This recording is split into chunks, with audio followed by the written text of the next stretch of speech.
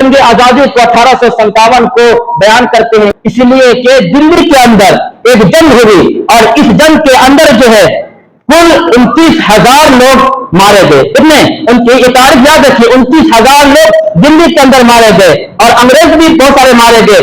اس 29,000 میں 24,000 صرف مسلمان تھے اور 5,000 یہ غیر مسلم تھے.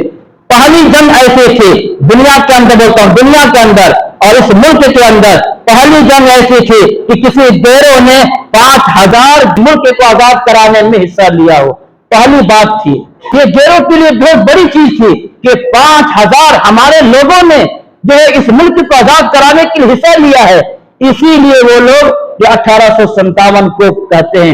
لیکن حقیقت یہ ہے 1857 نہیں، 1857 سے 100 سال پہلے ہمارے علماء اور ہمارے مسلمان اس ملک کو آزاد کرانے میں شروع سے کیا مشغول رہے ہیں.